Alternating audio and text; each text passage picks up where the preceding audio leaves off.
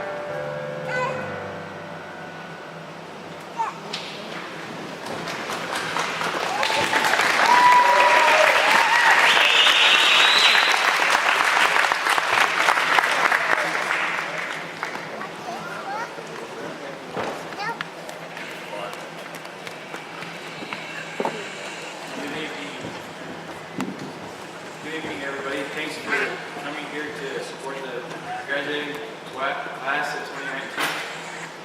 First off, we're honored to listen to the speaker, Mr. Ryan Olson. He's been teaching here for 23 years at Burlington, and within these 23 years, he's coached all 3 sports. He has 5 kids, and he attended BYU Provo from the year 1990 to 1996. Mr. Olson.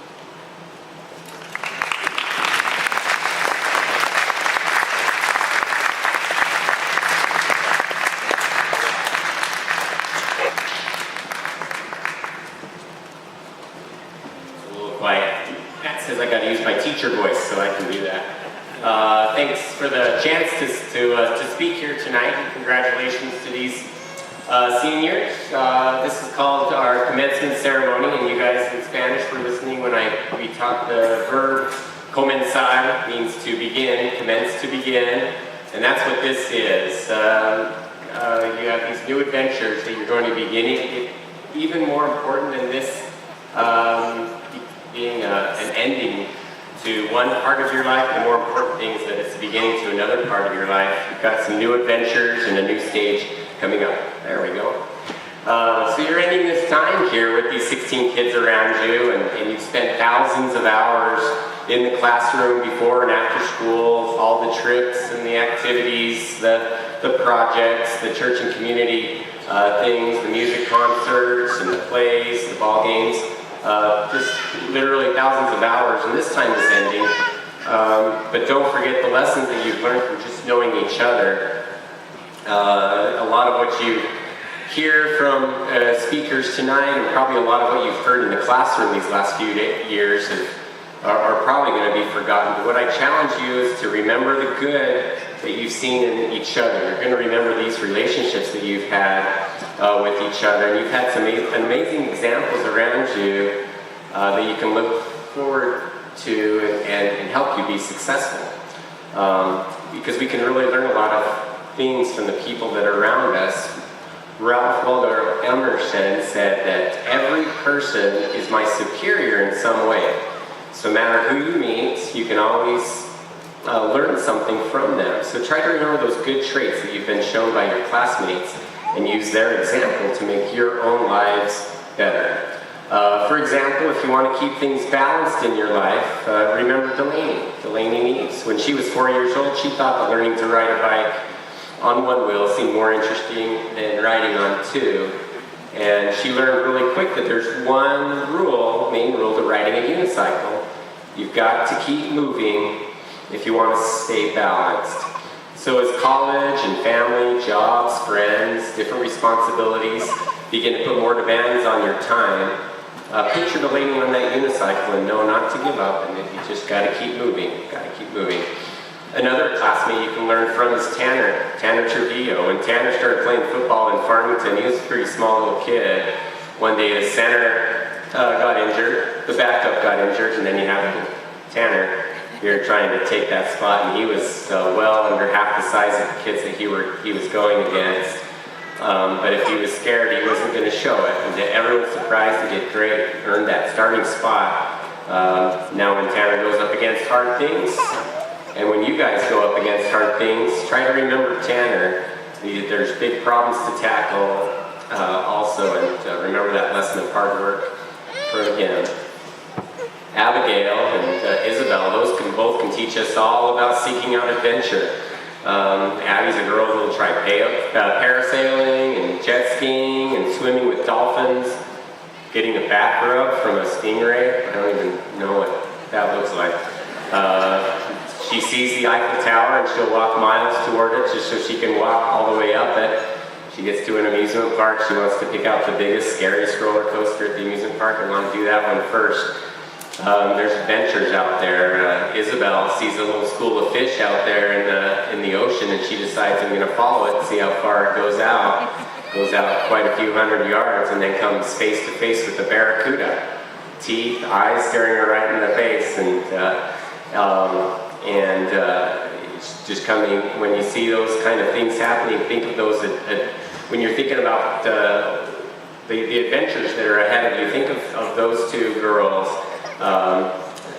Not being afraid to try new things and enjoy that. You don't have to actually see the barracuda though. More advice from classmates. Remember to always place a priority on family. I admired Breck last year. She gave up hours after school and all her weekends to help her sister Connie in track. I know I'll personally miss seeing Connie and Breck with her sister in the hallways. Check in with your family often while you're away, because family really is everything, and Breck taught us that. I've also loved seeing Jacob Stanworth pole vault this year in track. He was almost always the last one out of practice, and he was always trying to figure out that one thing that could get him to go higher. Toward the end of the season, we were able to borrow a pole from another school, and this pole it was perfect for him. It was unique. The weight, the length, the amount of bend, it made all the difference. It added almost instantly 2 feet to his jump. Remember, there's going to be things out in the world that are going to be unique and perfect just for you. It might be a college class or a major, a roommate or a career, a hobby or even a spouse. So find that unique thing and enjoy it. And if you can't find it, then make it. That's what Maddie Prater teaches us. I've been told it's hard to find a roll of duct tape at the Prater house, or as well as rope or nails or glue, because Maddie's constantly fixing or creating new things.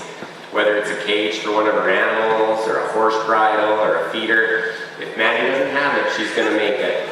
And sometimes that's what you'll need to do. Create your own treasures. Maybe it's you create your own positive attitude. You create your own story. Another piece of advice, leave a little of yourself and who you are, and a little bit of this town, Burlington, wherever you go. That's what Ammon taught us when he went to the Salt Lake Tabernacle in middle school, got the chance to play that world-famous organ. His Burlington folder fell right down into underneath the stage between the cracks. They were telling me we'd never get that back. They only take that out whenever the Salt Lake hosts the Olympics. And we don't know if that's going to happen again, but if it does, they're going to wonder how that Burlington Huskies folder got underneath that stage. But remember that. Remember, you represent yourselves, you represent your family, you represent this town, wherever you go, and just leave a little bit of yourself and Burlington, wherever you go. Work hard, in silence, and let success be your noise. This is what we learned from Tanner Jones. A lot of us know Tanner to be that strong, silent kid in class, and he'd never be the one who needed reminded about getting work done. His parents said the same thing about home. There was his chores, his responsibilities just always seemed to get done. So work hard in silence and let that success be your notice. So thanks, Tanner. So who do you on this stage think of when I say, let your weaknesses become your strengths? I work with students who have a second language spoken in their home and all have the same struggle. It's reading and spelling. Studies show that over 90% of kids that are learning English or that have English not spoken in their home are spelling below grade level, but not Ulisa. She took that crazy long spelling lesson. They give that national long spelling lesson, spent hours and hours after school going through those words in 6th and 7th grade, mostly these words that we've never even heard of, and she became a state champion with that. So take it from you, Lisa, and make your weaknesses become your strengths. Act with confidence. You have so much going for you. So be like Dante on the basketball court or on that triple jump runway. Know that you've got the ability and the skills to reach those goals. And it might not be a fourth quarter dunk or a new track and field state record, but be confident. You have those skills. Never doubt your worth. And then take that confidence and be your own person. Remember always remember those classroom projects of Kira and her interest. Kira's projects were always one of a kind, and she never thought a second about what other people thought about them. When Hallie Jones was younger, she used to draw cats in high heels. Cats in high heels. Why? Because she thought it would be fun to see cats in high heels. You don't need to fit anyone else's box. Just do things on your own terms. And remember those classmates like Kira and Hallie who taught you that. How about this one? Be competitive. Give it everything you've got. And when you need to remember this, think of Jake Cook on that football field. This last football season, he played football with a broken toe, a torn tendon in his elbow, a broken bone in his foot, and a dislocated shoulder. And he was still out there every practice, every game, and was chosen as a member on the All-State team. This wasn't because he was 100% healthy or even 100% naturally more gifted than everyone else, but Jake was going to outwork you, so don't give up, and he was going to give everything he had. So picture Jake when you have those moments where it's just going to be sheer grit that's needed, and that will take you great places. Also, find yourself in good places. Wherever there was something worthwhile going on, that's where you would find Kara. She was a 12-sport athlete here in high school, being at every practice, every game for 4 years. Even if it wasn't her favorite sport, she was there because it was a good place for her to be. And if she wasn't there, she was at a service project or a community event, a family get-together. So wherever you go, ask yourself, is this a good place for me to be right now? And Kara taught us that. And don't forget to smile. Whenever you just picture Austin in your mind, I promise you there's going to be a smile on her face. She won't stop smiling, I don't think, this whole night. She never does. Doesn't matter what issues she's felt, whether it's health issues or broken ankles or moving to a new school. She smiled the moment she arrived in Burlington, and she hasn't stopped. And that's made everyone around her happier. And it's made her into a great leader, a great student body president. There's always a reason to smile. You just need to find it. You guys are great. You guys are talented. You guys are smart. You guys have as long as they've recorded ACT scores in the state of Wyoming, as far as I can research it, you have the highest scores of any class in the history of record keeping in Wyoming ACT history. It's amazing, and it's not even close. You guys averaged 24.6 on the ACT.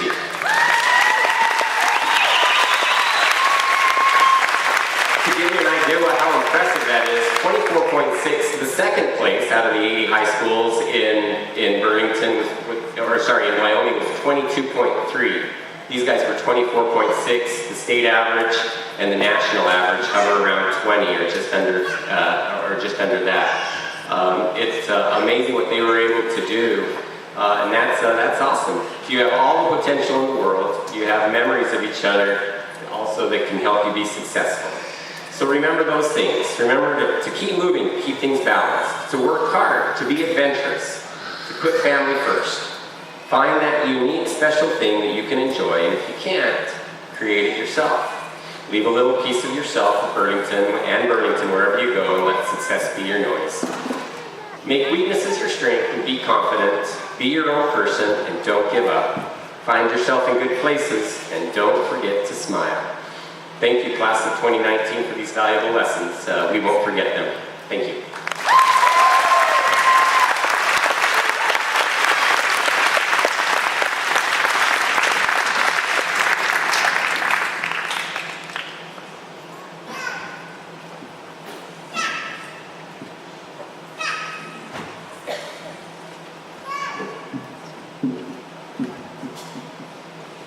Welcome, friends, family, faculty, staff, and the graduating class of 2019. It is my pleasure and honor to speak to all of you today. I've been waiting for this day for so long, and I can't believe it's finally here. I can't wait to move on to the next step towards my future. Though this wouldn't have been possible if it weren't for the support the school and the community has given me. I'll try and keep this short because I know how much it hurts sitting on those bleachers. So first things first, when I moved here during my 3rd grade year, I'm going to be honest, I didn't even know a school existed here. It was a pretty hard adjustment since I spent so long at my old school. Though after getting to know the people around me, I was able to feel at home. And that's what this place is. Not only do I physically live here now, but also emotionally. The friends I've made played an important part in keeping me rooted and motivated, and I'm extremely grateful for them. Each of my classmates, whether they know it or not, has impacted me greatly, and I can't thank them enough for that. Now for the people who have been with me throughout the course of my life, my family. Where do I start? Well, my parents have been my biggest fans. Whether it was when I fell off my bike and they told me to get right back up, or getting an A on a test, they never failed to tell me to keep on going. But their endless support has made me want to keep improving each and every day. My siblings have tested my patience, but despite that, they have given me the strength to overcome any obstacle. My family has been my biggest support system, which is why I'll be difficult when I leave for college. I'll be traveling across the country to a whole different state where I won't have this family and familiar community I've been accustomed to. I'll always know that even though this place isn't with me, I'll have a home to return to. And that's something that will strengthen me as I head on to my next chapter. Thank you.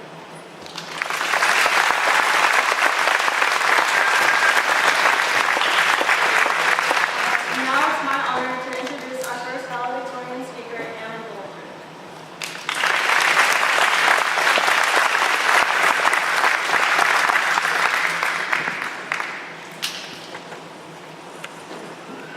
What to do when graduating? For those who don't know me, I've been going through speech therapy since I was 3. So with the anxiety I get in front of big crowds and having speech problems, I don't consider public speaking being one of my fortes. So before I get started, please forgive me if I stumble on some of my words. When they told me I would be speaking tonight, I felt clueless. I've only attended a few graduations. Like most kids here, I was bored out of my mind. So when thinking about what in the world I was supposed to speak about, I didn't know the answer. So I turned to one of my most trusted friends when needing answers. And luckily, Google came through for me once again. After watching a few hours of YouTube videos, I got the general idea. For those of you that are worried that I say hours of YouTube, don't freak out. My speech is only a few minutes. As a class, we've had the privilege to attend Mr. Georgie's economic class. And for those of us that were able to stay awake, we learned all about the insurance, cost of cars, and how poor we're all about to become attending college. I'm sure my classmates would agree with me that on the more lecture Mr. George gave us, the less and less exciting graduation and leaving home became. However, class of 2019, ready or not, we're graduating. So now what? Knowing what to do after graduation falls into what we call an age-old question. These are questions that everyone has asked and pondered, and there's no direct answer. Questions such as, what is the meaning of life? What happens after death? Where do babies come from? And if money cannot buy happiness, can you ever be truly happy with no money? I believe if my class had to describe what they want to be after graduating high school, the answer would be to be happy and successful. I think while attending college, having a high-paying job, building a big house, or buying fancy cars are good goals. They cannot and will not always bring us happiness. I think Aristotle put it best. What is the essence of life? To serve others and to do good. Class of 2019, I believe if we are to become successful in life after graduation today, we need to learn and continue to help those around us. We've had the wonderful opportunity to see examples around us and teachers to follow throughout our lives. Today, I would like to recognize those who have served and make sacrifices for us, and I hope we are able to follow their examples. I would first like to thank our mothers for loving us when no one else could, for teaching us the difference between right and wrong, and for teaching us how to treat others with respect. On our senior trip to D.C., we went swimming at one of the hotels. As we were swimming, a young family came in. We didn't pay much attention to it and kept playing around. Later the next day, one of our chaperones shared with us a story about the young family. The mother, seeing all of us teenagers in the pool, was nervous. She was worried that, like most teenagers, she knew we would be using foul language, saying crude jokes, and bullying those in our way.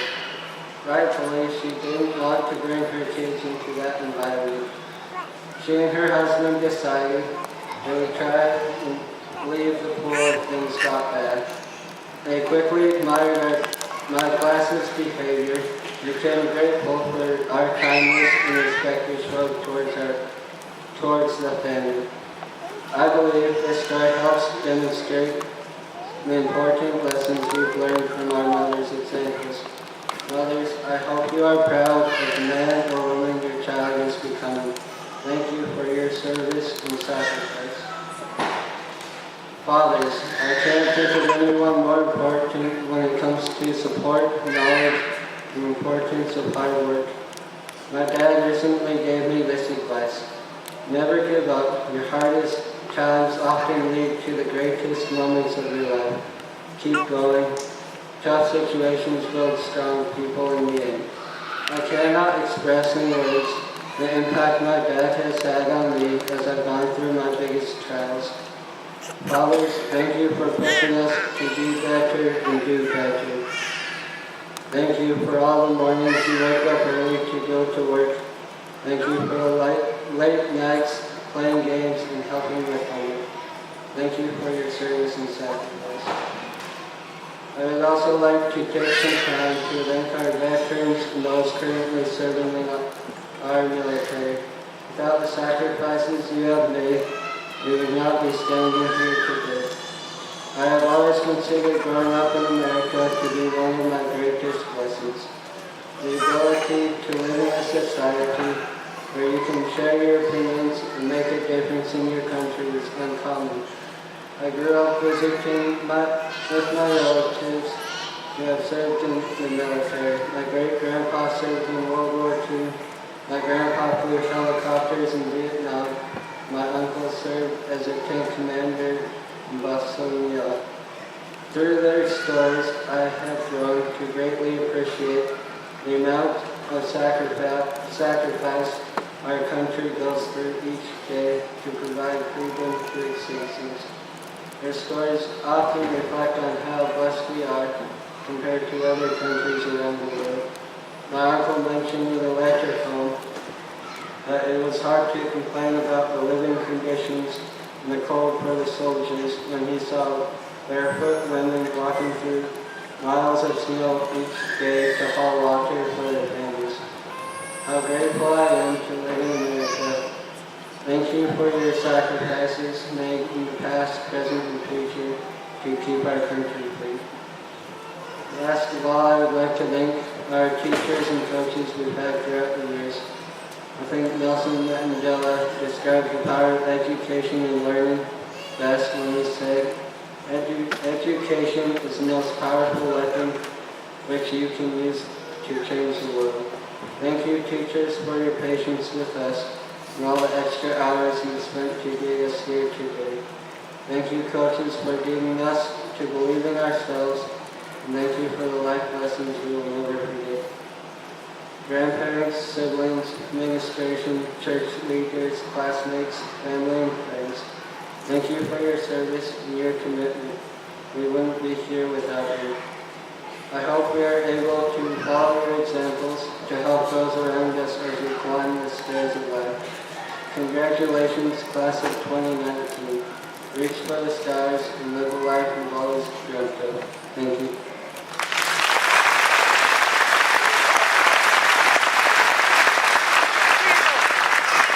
Now I'd like to introduce our next valedictorian, Kara Henderson.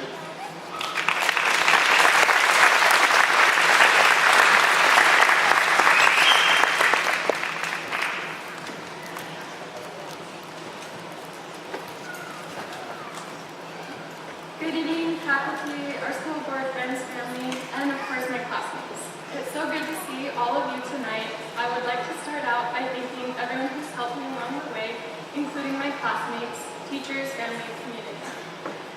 One important aspect of being successful in any circumstance in life is setting goals. Michael Phelps said, quote, "I think goals should never be easy. They should force you to work even if they are uncomfortable at the time," end quote. The goals that we set can be of various levels of difficulty and can require different sets of skills. Some of the goals we can set can be things like receiving straight A's or getting an athletic scholarship. Other goals could be as simple as eating less junk food or finding time to exercise each day. It doesn't really matter what the goal is as long as it helps us to grow. When I first made the goal to be valedictorian, some of my grades were not the best. Achieving that goal required a lot of hard work and late nights spent on studying and homework, but it was worth it in the end. Sometimes, after accomplishing a goal, it might feel like something was missing, especially if the goal required a lot of time and hard work or took many years to achieve.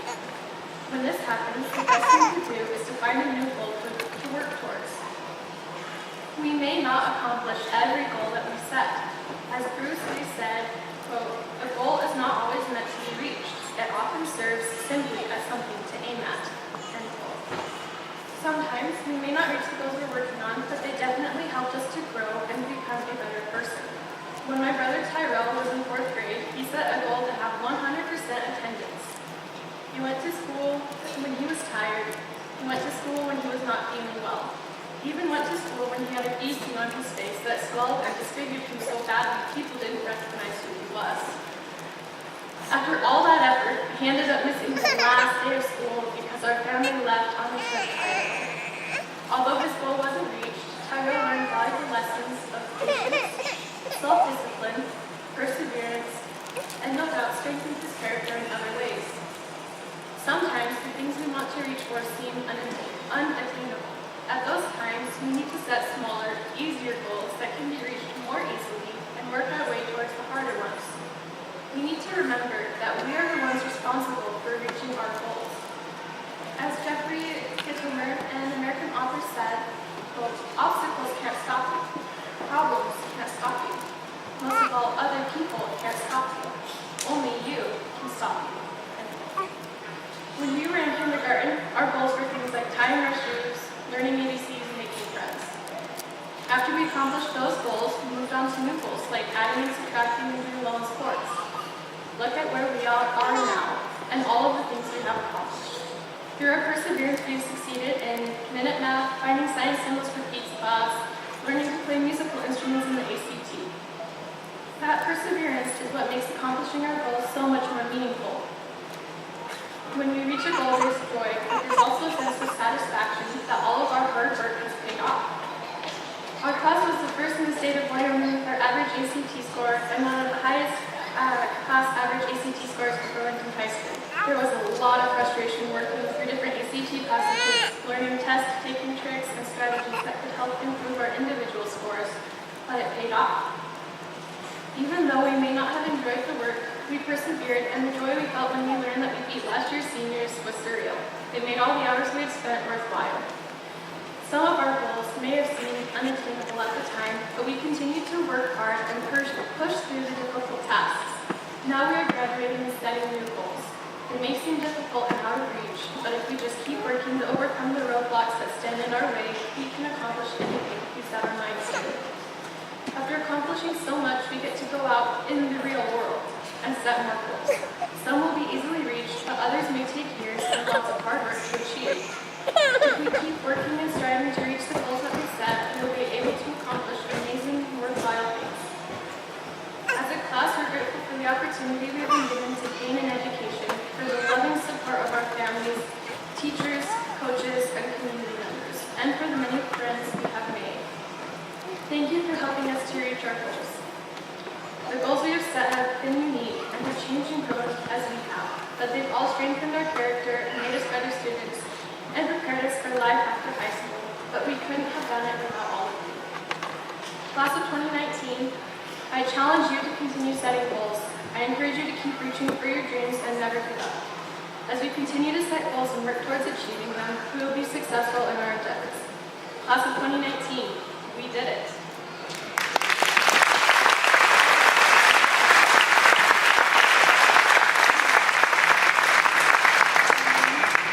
Now we will hear from our student speaker, Burlington.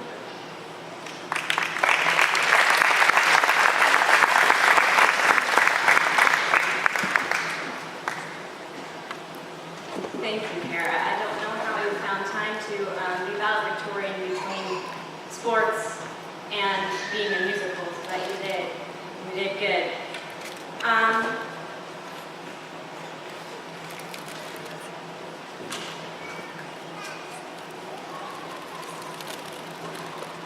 Sometimes,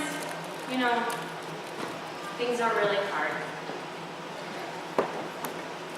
And, we're going to face a lot of tough things. It's going to be fun, but it's going to be tough sometimes. I know that sometimes it's really hard. I know that some of my classmates have gone through some really hard times, and I'm in awe of all of those of you who have transcended them so beautifully. Some of these hard things have asked you for strength that you don't know you possess. I know that some of my classmates have been through a lot in the past 4 years, from surgeries to family trouble, to girl drama, to PE class. But even if things are hard, you can overcome. Furthermore, every step of this difficult journey will lead you where you are meant to be. Those obstacles you face can turn into victories. All that it takes is a choice. Even if it is hard, you can overcome. Life is not always easy, but that is not an excuse to give up. And one day you'll be able to laugh in the face of that little discouraging voice that said you couldn't make it. And who knows what you are capable of? You cast out doubt about yourself. We will all find out what you are capable of in the next years. I don't know what it is. I just know you, my fellow classmates, are capable of amazing things. Embrace what you can do, accept your limitations, and do your best to overcome obstacles. And now for our amazing speaker, who has overcome so much, including a life-threatening illness, who I'm told did such a good job at NHS induction that we asked him to speak again, and is one of the funniest teachers we've ever had, and do a killer Donald Duck impersonation, and always, no matter what he's going through, looks cheerful and happy. He's also taught for 16 years at this school and coached basketball, track, and football. If you want an example of overcoming with grace, you have it before you. It is my pleasure to introduce my late guard.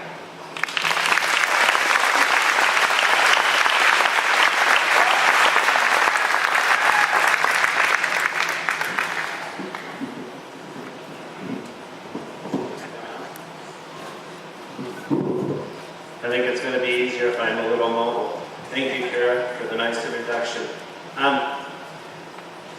When we first found out that Ryan and I were going to speak tonight, we'd never heard of two speakers before for graduation. So Ryan and I, out of track practice, were talking about how we're going to pull this off. And he brought the idea out that maybe we should both stand up at the pulpit or at the podium and just take turns talking and sharing all the embarrassing moments that we had. And we got thinking about it. We talked about it for quite a while, and I thought, man, we really need kind of an ID or something. So I started looking on the internet, and I found Mike and Mike in the morning, which I'm not sure how that would work. And then I found a famous one from the New York talk show called Mike and Mad Dog. I'm not sure how Mr. Olson was going to go with that. So anyway, here we go. I did ask my wife the key to a good talk, and she said to just keep it short. So I am going to try to do that. It is the first time this week that I'm thankful for the weather. It's not really hot in this gym, and so that's going to help out a lot. I'd just like to start out with one of the benefits of being able to teach in a small school like this, a K-12 school, is the fact that you get to see students from the time that they enter preschool, 4 or 5 years old, until they graduate. And you get an opportunity to get to know them. And I always find it really interesting that every class has a little bit different personality. And it's just interesting to watch through the years if the class keeps that same personality. So I'll tell you what I remember as kindergarten, and you guys tell me if it still fits. I remember a bunch of very rambunctious boys that were very competitive and never wanted to be second at anything. A couple girls, not going to name names, Delaney, that was never afraid to step toe-to-toe with the boys and take them on.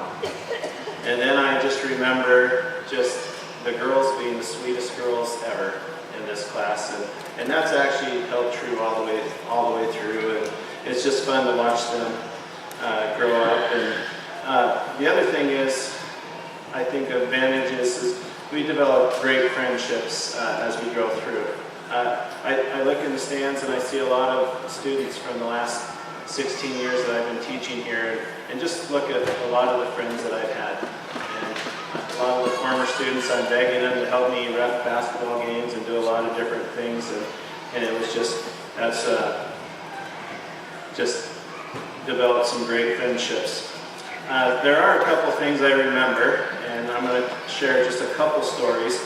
I remember, just to prove the personality of this class, I remember Jacob Cook coming into class in from recess, and he was just so excited. He had his chest all puffed up, and he was just so excited about the day. And he's like, Mr. Agard, Mr. Agard, Mr. Agard. I was like, what, Jacob, what? He's like, I just tackled a black kid. I said, what? He's like, yeah, I just tackled Dante. And those two have been best friends, and it just started young. They loved each other in football. They've always worked so hard, and I know a lot of people that have played against the Burlington Huskies would like to be able to say the same thing as Jacob, that they've tackled that. One day while I was in PE, I must not have divided the teams up very well, and I could tell by a couple of the kids, and I think Jacob Stanworth and Tanner Jones particularly, that I didn't divide it very even, and every time something would happen, Tanner would just start mumbling under his breath, something like that, and I couldn't figure out what was going on. And then I had a relapse from a long time ago, and I had the opportunity to go down to the Jones farm and help stomp some wool, and I remember seeing Randall do that.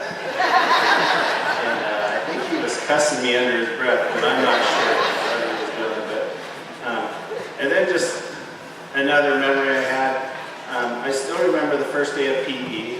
The kids come over, and when you're teaching school, you got to set the rules right away, and you got to make sure that everybody knows what's happening. So I took him into the gym, and I started laying the law down and telling him how this is going to go, and if he caused any trouble. And I just remember Abigail just looking at me like, oh man, this big scary guy is going to be my teacher. So anyway, it's been a great time. I could go on for hours and hours just talking about this class and how great they are. But to stay true to form, I would like to share just a little bit of advice with them as we go along. And to do that, I'm going to use the elementary teacher part in me, and I'm going to talk about the story of the 3 pigs, because I think it's applicable to where we are today. So if you remember the story of the 3 pigs, there came a point in time where the mother decided, I don't know if it was the mother or the kids decided, it was time for the kids to leave the home.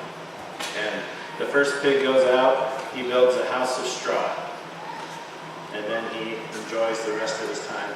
The second pig goes out, and he knows that there's a big bad wolf out there, so he puts a little more time and energy into this, and he goes and finds a bundle of wood, and he builds a house out of that. But he also gets some time to relax and enjoy and make fun of the third brother, who decided that he was going to build a house out of brick.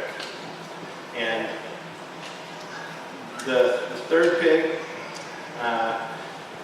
just wasn't an easy task building a house out of that, and he just put the effort into that and finally got the house built.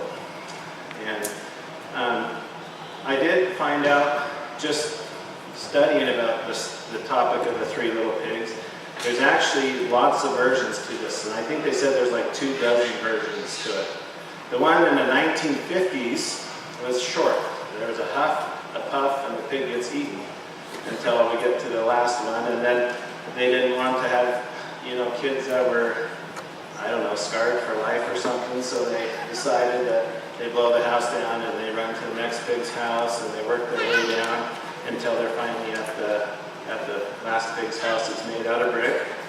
Of course, the wolf can't get in, and in desperation, he goes down the chimney and comes down and gets burned and dies. I just barely heard that they're coming out with another version about the wolves being protected and you can't kill a wolf. And so I'm curious how life is going to go. So anyway,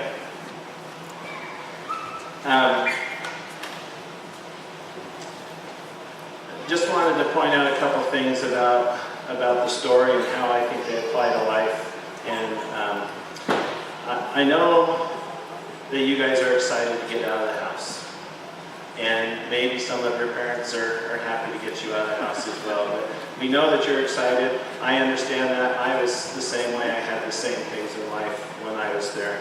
But the first lesson I think we can learn from the 3 little pigs is in life, you usually get out of it what you're willing to put into it. If you're willing to build a house of straw or a house of brick out of wood, then that's probably what you're going to get out of it. And so I just ask you to please consider that as you think about what you want to do for a living. I know when I was in college, I did look and see, like, oh, this one was 2 years and this one's 4 years, and oh man, the doctor's like forever, right? So I wouldn't want to do that, but just consider it. The education that you will earn will probably be the most important decision you'll ever make, other than probably who you marry in your life. So I just encourage you to do that. And I know that you don't have to go to college. There's lots of trades out there, but I just encourage you to do the best that you can and try to build on your talents so that you can help other people out. The second point that I think we can learn from this story is that decisions determine destiny. The choices that you will make today will determine your future. So just encourage you to do those things that will help you have a bright future. And then just the final point that I would like to point out is the importance of being patient and hardworking. I think the third little pig, if nothing, was patient, and he was willing to put the time into investing in a house that was going to hold up. That's going to be the same for you guys, so I just encourage you, just be patient. I know you've been stuck in school forever, and the last thing you want to do is be tied down to more school. But be patient with school. It will go by quickly. Vince Labardi said, the price of success is hard work, dedication to the job at hand, and the determination of whether we win or lose. And so, I guess, just in closing, I'd like to say thank you again for allowing me to speak. I do always wonder, what is life going to be like after this class is done? And I do that every year. What is it going to be like when I don't have the nice smiles or the hug when I come to school? Or, you know, and I guess I just encourage you to keep using those great skills that you have throughout life, and thank you for making every day that I come to work a pleasure. And so, thank you.